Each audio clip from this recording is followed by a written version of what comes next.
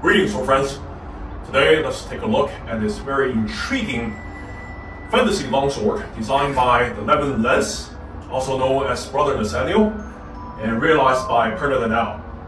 As you can see here, this is a highly ornate hilt with some very imaginative, innovative elements on the fittings, but a blade quite historical.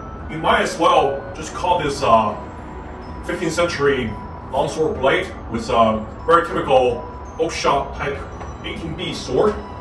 It's a quite slender blade of a diamond cross section with a prominent central ridge, very rigid, very thick. And first, let's take a look at this blade here. 35¼ blade, about 88 centimeters long. So that's pretty standard length for a good sized longsword, not too long.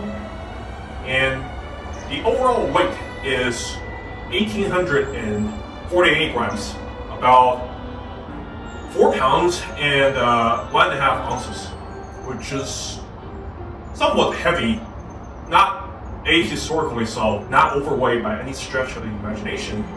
Indeed, many of the anti-armor thrust-oriented longswords did have this level of heft. Some of the blades of type 15A have very thick blades. If you look at this specimen here, housed at Royal Armories in Leeds, you see the blade starts out over 10 millimeters thick and tapers to be still around 5 to 6 millimeters near the tip. So clearly that is to ensure the rigidity and the durability of the upper portion of the blade. So when you thrust it into the gap of the plate armor, you can stand a better chance penetrating the mail armor and arming up it underneath into the combatant. So as you can see here, this blade is rather slender and the base is 42 millimeters wide on the slender end of the spectrum for longswords, but it has a very graceful profile taper and has an increased rate of tapering, narrowing in the profile. Even at the end, near the tip, it's not extremely narrow like some type 15A or type 18B longsword blades with needle-like tip to combat the armor. This still has some width on top. There's some edge bevel depth from the prominent central ridge to the edge, so it will cut a little bit better. If we fit the blade to this dimension and inspect its thickness, first thing you will notice is there's a very prominent central ridge, very thick throughout. When you feel it, it's almost like a slight hollow ground geometry from the central ridge to the edge. Even though the blade is hand forged and the central ridge is hand ground, onto the middle of the blade, there's some minor wavering, but mostly it's very consistent and straight. But it's grown to be very prominent and raised. So the overall thickness is quite noticeable at the base. It's almost 9 millimeters thick. So that's very typical for this type of sword. If I can recall the thickness on my LB and Regent, the LB and Ringneck, they have similar thickness at the base. And at the center, about 18 inches from the base, it's tapered down to 5.6 millimeters. So it's quite linear. And it's down to slightly above 4 millimeters at 2 inches from the tip. Still quite thick. So this is almost identical as the thickness and distal tapering on the LB and Ringneck. So very typical for this type of sword, as you can see. And near here, it retains some width, but it's about only a quarter of the width as the base. So this type of mass distribution made the blade very maneuverable. And this hilt is quite heavyweight. You can see the crossguard length It's very adequate for hand protection. It's very typical for 15th century longswords. But the center is very bulbous because Purna Darnal, the maker, wants to faithfully execute the Levin Lance design of having a lion carved onto the crossguard in the center. And the model's cavity happens to be quite deep, so he doesn't want to puncture accidentally this crossguard when he's carving. Obviously, you have to introduce a little bit more depth, thickness, so it's quite thick here in this dimension, but also quite thick over here. Now introduce some extra weight to the crossguard, almost like having two side rings. And indeed, this very ornate, well-carved goat head is a tribute to the origin of Chimera, which this longsword is named after. A mythological creature originated in Greece, having a goat head, lion's body, and the serpent's tail. Throughout the hilt design, you can see this design philosophy, having the visual elements of a serpent, a tail, have a rattlesnake, and the head of the snake over here, both very well carved, and a lion's head on the center of the crossguard, and very interesting goat head as the pommel. So that introduced a little bit more weight. This goat head is more or less equivalent to a sandstopper pommel. By having this horn and some projection like the ear, you did introduce some extra mass. Combined with this bulbous center of the crossguard and a longer grip, meaning a longer tan. So there's a little bit more weight in the tan because Purna Darnal or Levin Lance was a little bit wary of introducing some hotspot of having a carved, sculpted pommel. So he lengthened the grip. If the wielder wants to place his hand a little bit higher rather than gripping the pommel, he can. So having an extra long tan also introduces some weight. Overall, the result is having a lot of weight in this hilt portion of the sword, and the blade is quite typical for an average weight longsword. The point of balance is very close to the hilt, 2.5 inches, about 6 to 7 centimeters. This results in a very thrust-centric handling characteristic. Combined with the excellent distal taper and profile taper, it feels rather lively despite its heft. But if you do a cut with a good amount of commitment, it's very easy to stop. It has a very stable feeling.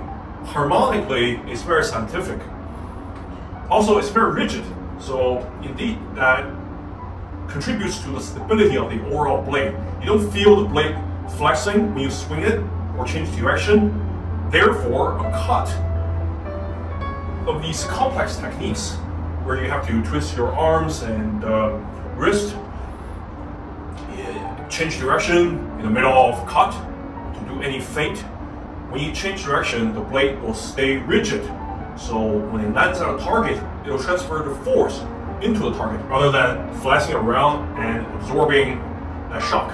Here you can see the rigidity of the blade. 35.25 inch long blade. Very rigid for a longsword of this length, but there's some flex for sure. As you can see here, the center of percussion is around this area, so that's very typical. I would say that Purna Darnal has mastered the mass distribution and the harmonic balance on European style longswords. Obviously, this makes the sword cuts a little bit better, and having a blade this lively makes it easier to accelerate, contributes to excellent cutting. The cross-section of the blade is just a straight up diamond. There's no nickel or muscle, there's no convex geometry.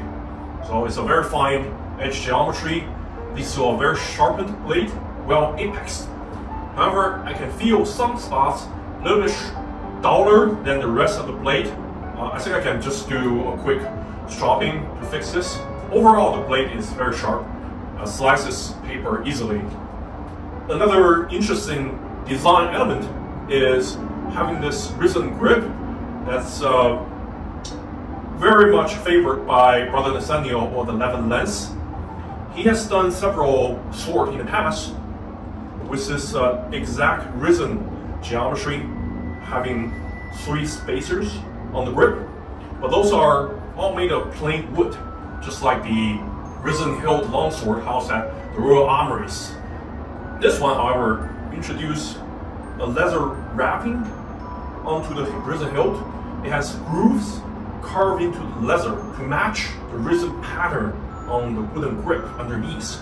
So this is very interesting, and it's very well executed. The wrapping is very tight, even though it has 2 different sections. Also, the spacers made of steel are blued. So are the fittings. So it has a very darkened overall feel, very consistent aesthetically speaking. It has some good traction on the grip provided by the leather wrapping. It's also very comfortable. One of the problems of the plain wood grip is that sometimes it could be a little bit too hard on your hand. Blade makes an impact with the target. If any amount of energy transferred back into the sword, your hand is going to feel that because wood is rather hard.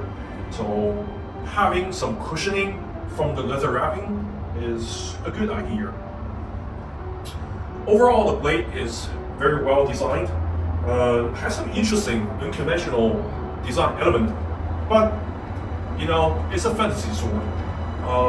It takes inspiration from historical lines, and it can function very well. It can just be handled like any historical sword. Granted, probably like some of the 15th century, 16th century long swords or bastard swords. It comes with a scabbard, as you can see here. It's very typical for Purna Darnal's work. Quite bulbous, heavy duty, with a wood core and leather wrapping on top. The leather used is the same as the leather wrapping used for the grip wrapping.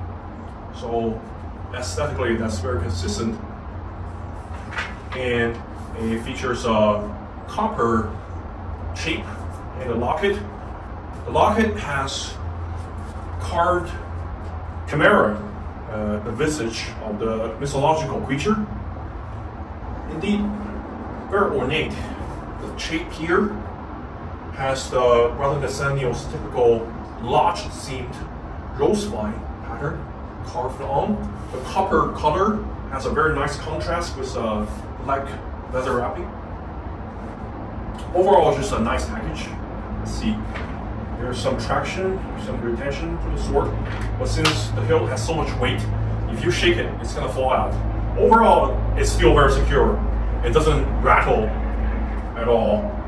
It sits nicely inside the scabbard. We'll do some test cutting, and after that, I'm gonna discuss handling of this sword.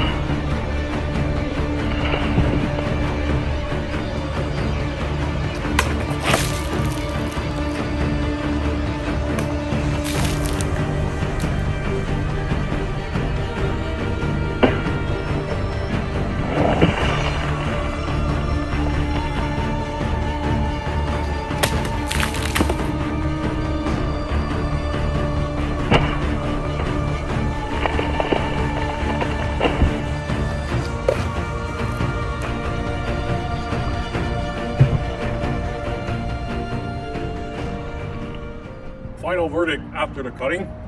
I upheld my earlier assessment. This is indeed very effective cut and thrust late medieval longsword mounted on a fantasy-esque hilt with some innovative visual elements.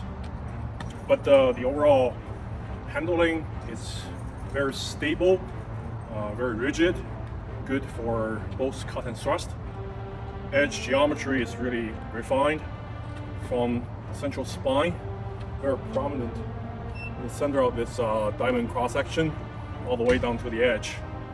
Well sharpened, perhaps not razor sharp, but I would argue that this is probably the appropriate level for combat. You can stop the blade anywhere you want, very stable, the point is very precise. The action point and the pivot point are where they should be. It vibrates well. One minor issue is this bulbous central portion of the crossguard. It's kind of a hindrance when you do the thumbing of the blade. It's work on motion, but overall still cuts pretty well in that. The added weight in front of your hand makes the sword rotate a little bit slower, not as agile as some of the other longswords, but that's okay. Some of the Renaissance longswords have side rings, projections on the side. There's some added weight and similar effect.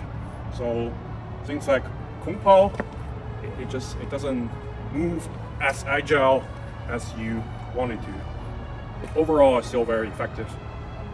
Very Gothic looking longsword. It's a mythological creature motif throughout. Its pommel is very unique. You can see the peen going through and being hot peen. There's some side projection of this pommel being asymmetric. And initially, I worried that this could get into the way when you handle the sword. But since I wear a glove, on the offhand, that didn't really happen. I did feel maybe twice that this projecting side bit, the transition to the goat head, is causing some discomfort. But I could just grip this sword with my offhand a little bit higher, not exactly gripping the entire pommel as you normally would with a sandstopper or fishtail pommel. So that's not really an issue. And this horn, to my surprise, didn't get into the way because Brother Nathaniel modified the horn from the pointy one to this almost like a ram curved one inward, so it wouldn't catch on the clothes or something. Overall, just a well-designed sword. You want a similar sword of this design, maybe with some minor modifications, contact Brother Nathaniel or the Levin Lance and the maker Purna Darnal. If you enjoyed this review, please like and subscribe.